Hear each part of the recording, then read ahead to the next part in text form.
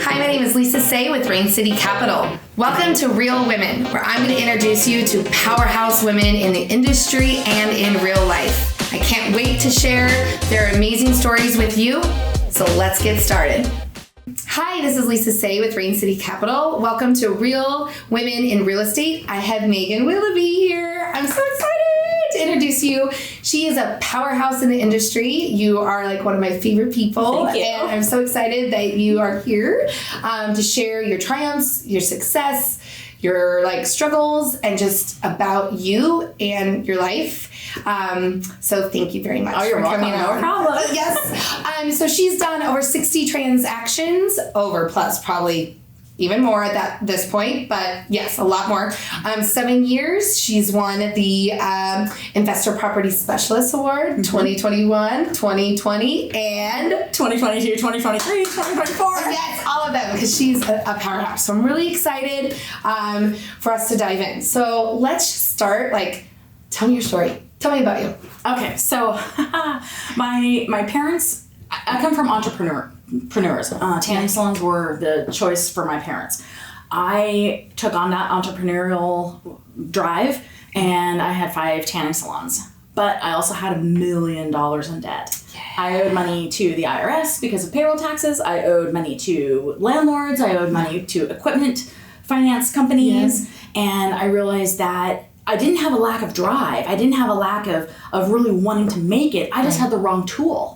And so here I was trying to grow too quickly, and I got myself in over my head. And as the tanning industry changed, the money wasn't there for me to be able to support myself. Right. So I don't owe $1 million anymore. Yep, you got a house. Yep, that's awesome. Yep. So I had a very humbling experience with that. Yeah. And it wasn't to go bankrupt. That wasn't a choice for me, because I knew that for me, I would be in financial pain for a couple of years trying to get myself out of debt. I didn't want to be in financial pain for 7 years trying to deal with bankruptcy. Right. And I knew that I would be able to get out of debt faster than I could getting out of having a bankruptcy on my credit. Right. So you just powered through it. I did. You grinded. Yes. Yes. I totally, yes. So for reference, I've known you for about 4 years. Mm-hmm. And I think... wasn't that you were out about a year before we met? What was that time frame? Because I remember about previously 4 years ago, you were only doing a couple. Yes. 1 or 2. I had my family involved. Yeah. And at the time, it was hard to get construction. Yes. The costs rolled into the loan. And so all of that was out of pocket. And so I could only do 1 or 2 a year with my family. And as you guys became better with investors, then I'd be able to do more and more because I had more leverage. Right. Absolutely. Yeah. 100%. Yes. Because now, what's your goal this year? 20. 20. I'll get 24. Yes. And then so far, how many have you done? What was your last year? How many did you do last year? Last year I sold 10. But I think you do it differently because you have it when they're underwritten and the loan starts, so your numbers are going to be different than mine. Yeah, right. This year I just got under contract with my what would be 10th property. Nice. So once it's finished and sold, that would be number 10 for the year. Yeah. So I'm on track. You are on track. Yeah. Absolutely. You're rocking it. Yes. So then how did you get into real estate? So you were in debt. You're I'm going to do this. I'm not going to go bankrupt. I'm going to figure this out. Right. So what did you do? So I have an accounting degree, two-year degree in accounting. I did all the accounting for my business. And so I approached who is now my managing broker, my designated broker, and I said, hey, let me do your books for you. I know you're flipping houses. I know you're in real estate. He says, I'm not going to be busy enough to keep you busy enough for accounting, but why don't you get your real estate license because you really understand real estate. Yes. So I did. Passed it the first try. Then I started driving houses. That's big, actually. A lot of people do not pass it the first time. I will totally tell you. I think I missed 2. I'm just going to be throwing myself out. I think I missed 2 and I was so mad. Yeah. So I had to go twice. So that's actually good. That's good. Yeah. So then I just started driving houses. Yes. So because we had a small group of investors that were looking to flip houses, and so I drove Everett. Yeah. I went up to Arlington, Granite Falls. I went everywhere that I could think of. I did an analysis. I put together the budget, and I still do that today for people. I do that for myself, and I do that for other people too. Because you're known for that. Yeah. Yes. So if people want me to find a house for them, and they don't mind going to Everett or Granite Falls, Gold Bar, those places like that. You need someone, go to her. She's amazing. Yeah. She's awesome. Yep. You do. So I got to know markets. Yeah. I know, South Everett is different from North Everett. Arlington, towards Stanwood, is going to be different than downtown Arlington. And so I have a great understanding for Snohomish County properties. Yes. And then tell me a little bit about, what was your first deal? Do you remember your first deal? I do, yeah. Yeah. It was on Beverly Lane in Everett. Oh, yeah. And it was great because I had this big detached, almost a mother-in-law, but it wasn't zoned for a mother-in-law. Yeah. And so this is where my family was involved. So there were 5 of us involved. Yeah. My dad did the tile. He did the backsplash. Yeah.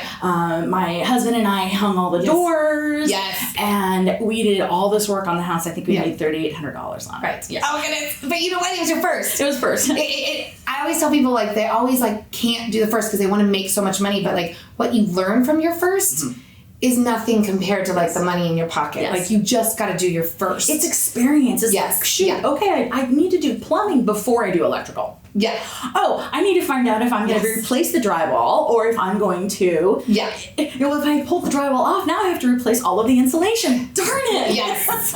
Yes. And you help people, don't you? Like, I do. Yes. You like, so if anyone is thinking that they might want to get started, then you can help them and that experience so people can really benefit from your go on site or do the initial walkthrough. So a lot of people put themselves in a situation of, am I going to live in this house? No, you're not going to live in this house. You just make it look cute. Yes. You make it nice for somebody else to go in and live in. You don't have to have a walk-in closet. You don't have to have a huge master bathroom. Now, I just closed on a house for first-time investor Victor. Yes! He has a 2-bed, 1-bath bungalow in South Everett. Yes. And the numbers work. Yes, they do. He was looking around like, I don't know about this one. Yeah. I go, no, you're going to be just fine on it. Yes, we're going to be just fine. I love it. So he's excited. I'm excited for him too. Yeah, I'm very excited for him as well. Yeah. Oh, that's so awesome. Okay, so you did your first deal. Then how did you know that this was for you? Was it for me? I don't know if it was for me. And how did you know that this is what you were going to do? So for me, it was getting the troops together, getting my family excited about it. Let's do another one. Let's do another one. Let's do another one. Because my dad is really big into stock markets. Yeah. And he's like, well, I can invest in the stock market and I can make more than, we had to split this 4 ways and now it's only, less than $1,000. Yeah. And so it was really tough to say, let's do another one. Let's do another one. It'll get better. It'll get better. It'll get better. And, actually, now I'm the only person who owns I know. Yes, because I remember that transition. So it's just like step by step. Now you're doing it all on your own. I'm doing all on my own now. I will invite my family in. Yeah. So absolutely 100% I'm open to that. But I also select the deals that they're involved in. Yeah, exactly. And usually they're heavier ended deals. Yes. So there's a little bit more to make and a little bit more to split. Yeah. And then that allows me to kind of keep some cash in the bank to look for the special one that might come along every once in a while for me, right? Yes, exactly. So you can get that one. I totally get that. Yeah. Absolutely. So then out of these deals that you did, is there anyone that you would want to share with us so you can kind of see what she does? There are a lot, but the one that I recently just put on the market is the log cabin house. Yes, Kirby. Yes, Kirby. Okay, Kirby Place. So we're going to just take a moment and talk about Kirby. Okay. So what we'll do is if you want to kind of just tell us, what did you buy it for? Bought it for $450. And then how much renovation did you? About $120. Yes. I haven't done the final numbers yet, but it's about $120. Yep. And then what did you sell it for? Well, it's listed, so that's true. Sold yet. No. And isn't it listed for $795? Awesome. So what are you hoping to net after everything's said? I believe the net's going to be about $140. Yes. On it. So that'll be my biggest project. Now, if it goes multiple offers and gets over asking, then it'll be more than that. Absolutely, absolutely. I am so excited, and I cannot wait to see that one, Candy. Absolutely. Yeah. So then, what did you do to it? Like how? It was a big mess. It was an elderly gentleman who lived there. He died. His son grew up living there. Yeah. So there's this big swing set on the property blocking the view, a bunch of dead trees blocking the view. The downstairs had a water leak and that caused all of the flooring to buckle and all the drywall needed to be replaced because it was vacant for a period of time. Nobody caught on that there was a water leak there. Yeah. And then it leaked again. So after I bought it, of course, and fixed the water leak, it's like, let's turn the water on, and then the snow happened. and froze everything again. And then there was another, start all over again. Yes. But it was really, there was a big koi pond that needed to be filled in because it's a special person that wants koi ponds. It's not everybody who wants a koi pond. Yeah, totally true. Need a new roof, need new windows. And so a lot of it was really cosmetic, but it was just fixing it, making it better than it was. The floor plan's exactly the same as it was before. The kitchen's just a little bit different. The roof was replaced and there were skylights put in, so that really allowed for a lot more light. We put a pellet stove in for heat because it's a log cabin. There isn't any insulation. Yes, that's true. right. So that was a really fun project, and I'm glad that I held on to it as long as I did. I bought it in October, and now it's on the market. And so the market's adjusted. There's still isn't much inventory, and it's Mukilteo School Districts. People are going to go to Kamiak High School. Which out of Mukilteo School District, that's where people want to get their kids. Nice. So it's a pretty sweet property. I'm excited. And the neighbor is building a house, and he offered to take down the trees on the lot for free. I would really like you to remove these dead trees. How can I help you do that? I go, well, if you just pay for it. Yes, there you go. Absolutely, a win-win. Oh, that's so awesome. Oh, I'm excited because that's just on one. So what would you say would be like something you've learned from doing all this? Like, what would be your biggest oh crap? Did you have any of those? Have you had any of those? Like, I'll never do this again or buy this? So piece of advice? There was one house that I took a loss on. Okay. And I did have my family involved, but because I was the project manager, I took the loss. It was me. I footed the bill on it. Okay. And it was just overbuilding, doing too much, not staying within budget, hiring wrong people. I think that was one of the biggest mistakes. I went through a couple of contractors with that house, and one walked off the job without finishing the work, and it was, I gotta trust people. That's the important thing. So the biggest thing that I've learned is get people that I know and can trust and that they're going to be on my team. So that is your biggest tip is knowing that. But then that also even though it was maybe a struggle moment, that was still a learning lesson that is very valuable for the rest of your journey. Yes, and I still drive by that house and it still looks very, very beautiful. Have you ever driven by one of your flips and be like, oh, they are not keeping that up? Yeah. There was one in the row, and it was a cute little picket fence in the front yard. They took the picket fence out and they put gravel in the front yard, and he had a construction company, so he parked all his vehicles in there. And you're like, and I'm like, how did you do that? Yes. Because it's hard because everyone else has to take you're kind of supposed to take the emotion out. You don't live there, but then it's still you worked on it. Yes. For that long. And that was your pride. I 100% get that. What is it like being a female in this capacity of investment and life balance? Do you see any differences? Do you feel like some of it as advantage or disadvantage? Or if you had another female that was coming up, you would say, oh, I would do this. Any of that you would like to chat about? Touch base on? That's a really tough question because I think in the past, and maybe it was me having to get over myself. True. That really, I treat people very well. And I believe that people vouch for me and support me because I'm honest. I am humble because of my $1 million in debt that I've had. And I understand I can put myself in their shoes. So it's a risk that they're willing to take. Or, with my contractor, it's a female-owned company. She and her husband work, but she's the owner of the company. And when I write a check, if she's around, here you go. Here you go. Here you go. So it's just showing respect that she's got a lot that she's dealing with. Right. You're a female. But you're great. You jump in and you're like, I'm willing to help you. Okay, this is what I need, Megan. And so I'm not sure that it is so much anymore. I think just in the last few years, it's really been just fine. I know what I'm doing. And people understand that after a short conversation.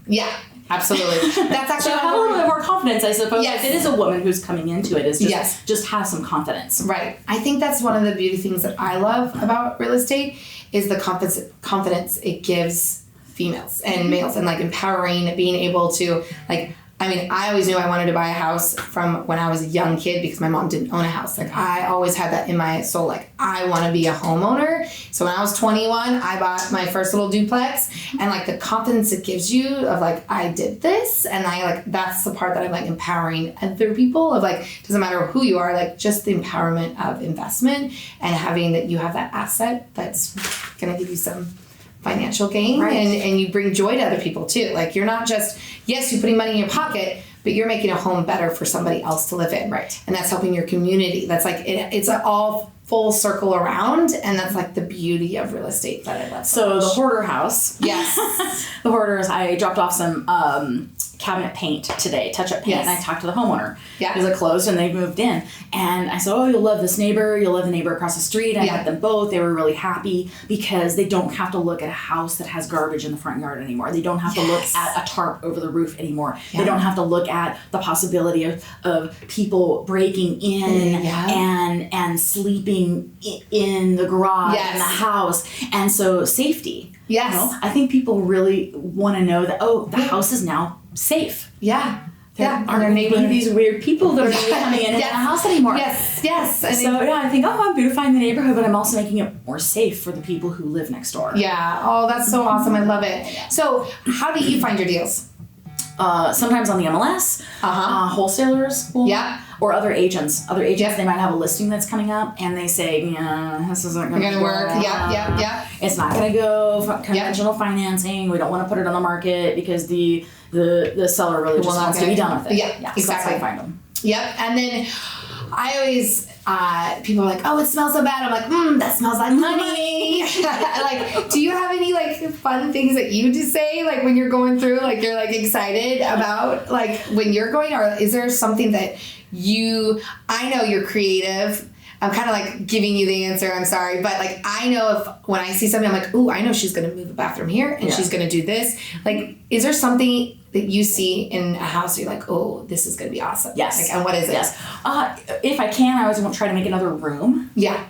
So and who knows, it could have been years ago where somebody wanted to make a larger living room, but they took a bedroom out. Well, let's put that bedroom back in. Yes. Because it was always supposed to be there. Right. So I'll try to add a bedroom.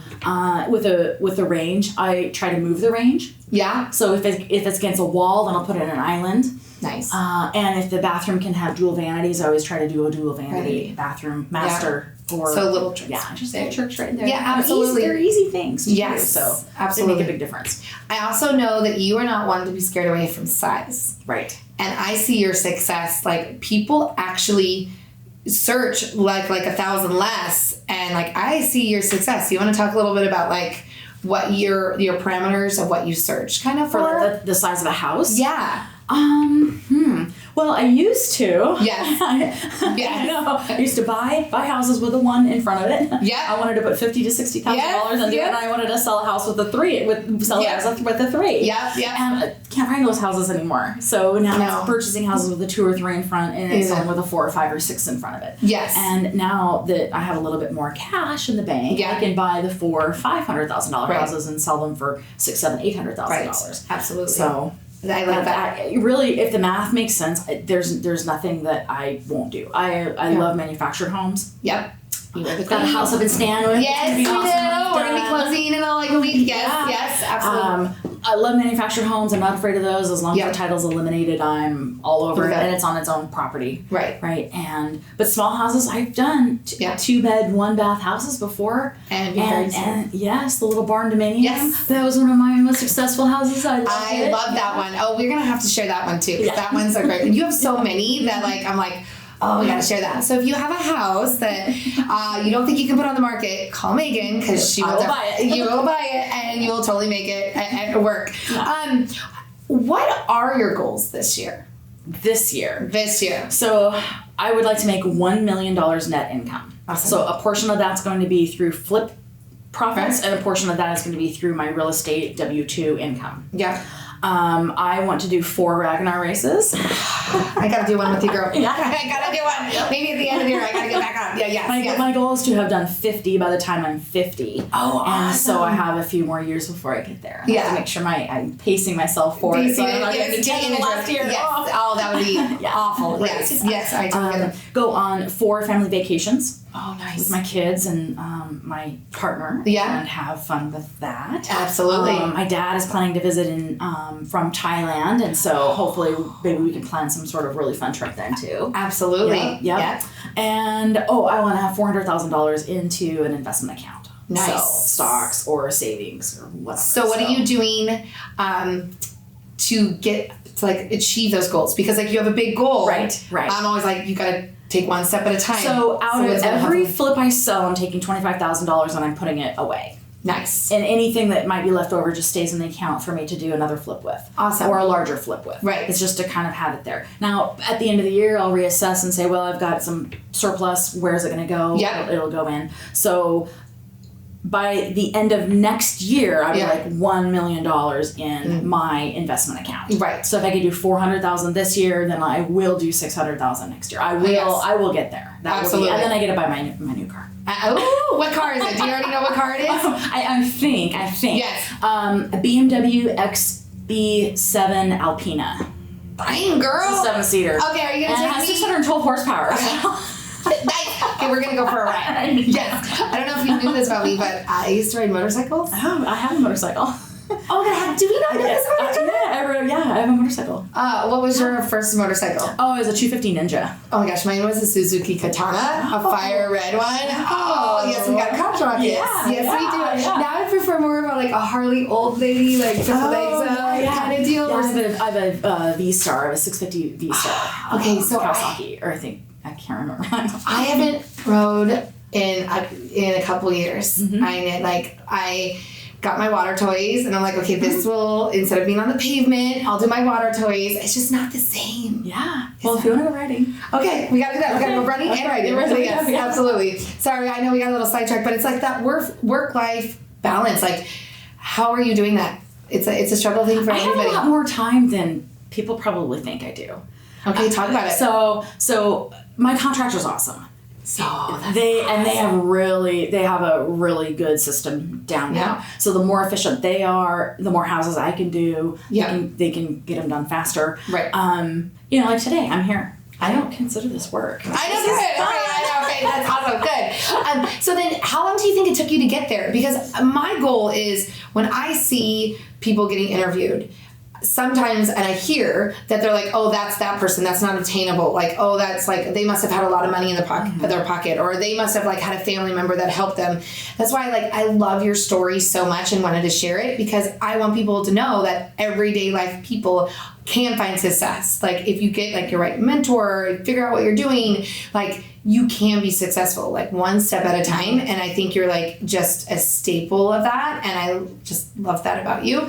But like, how do you, like, what would you say, sorry, I'm just formulating that question. Like, how would you, like, how many years do you think it took you to get to this point? Like, what advice would you give someone? Almost immediately after I got my real estate license, I had a real estate coach. Okay. And it's all numbers. Yeah. So, it's so many touches a week. It's you keeping in contact with your prior clients. Right. At the time, I didn't have any prior clients, so I was asking my family and my friends to do things. I was asking for referrals.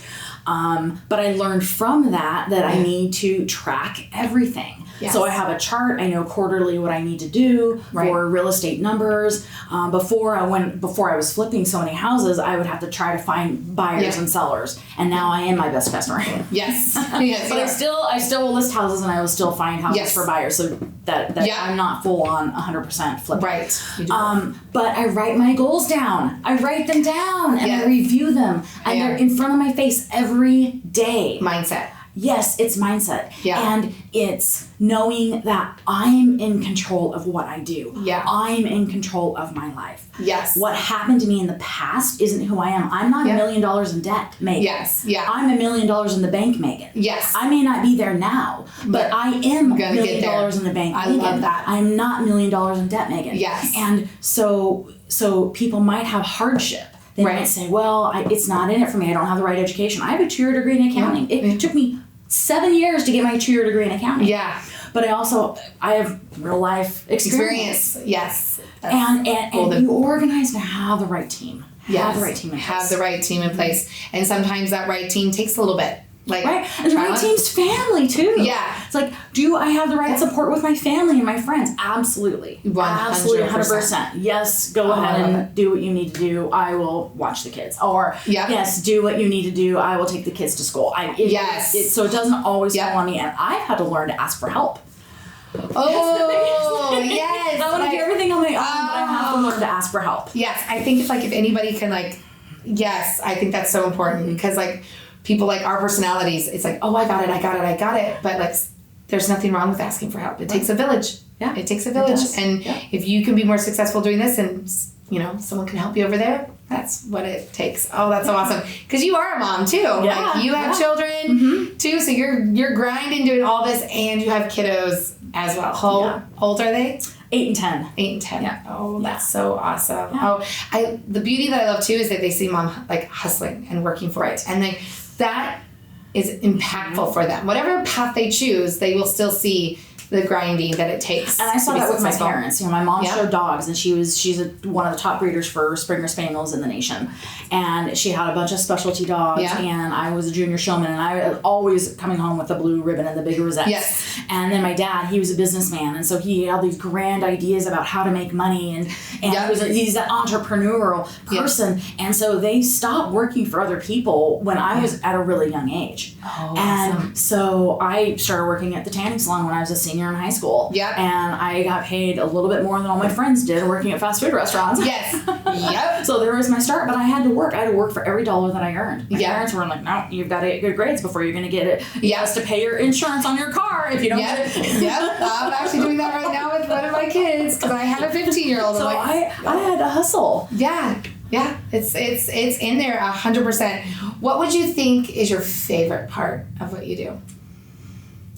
Closing the deal. Closing the deal. Yeah, closing the deal. Having the money in the account, going through and figuring out what my profit and loss was for each that kind of house. And they're high and they're low. I think this year I probably did one that was a $16,000 net income. $16,000 net income. Yeah, not 16. Yeah, not 16. Yes. Well, sometimes that happens, right? But you just keep going. And then I'm closing on a house in Lake Stevens, and I think my number is about 115 net income. But that was because of multiple offers. It was just lack of inventory. Yeah. So do I know that one house is going to be really great and one house is not going to be really great? I go in with the same, I expect to make this much. This is what I'm tolerant for making. Yes. This is a good deal for me to make. Yeah. And if I could do more, great. If I do less, I went over budget. I didn't crawl over the house and see that I needed all new insulation and vapor barrier. Right. Now I just need to know that that's going to be the case every single time.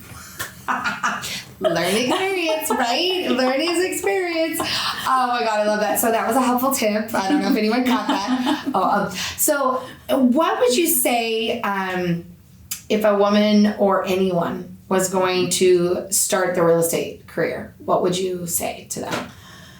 Keep other people out of your head.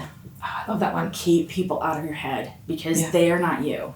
Oh, I love that. And if they're positive, great, keep them around. If they're being negative, then you just go the other direction. You say, "This is baloney. I'm gonna do it myself." Because I've heard plenty of that before. Yes, plenty of that before. Yep. My favorite through the years. Yep. Is you do you, boo. Is always what I say. You do you. Absolutely. I love that. Well, I really appreciate you coming today and talking with us. You're an inspiration to so many people, and I just love spreading your story and just seeing you grow because I know in 5 years when we have this conversation again, your numbers are going to be totally different because you're going to be very successful. Thank you. Thank you, Megan. You're welcome. Thanks. Bye.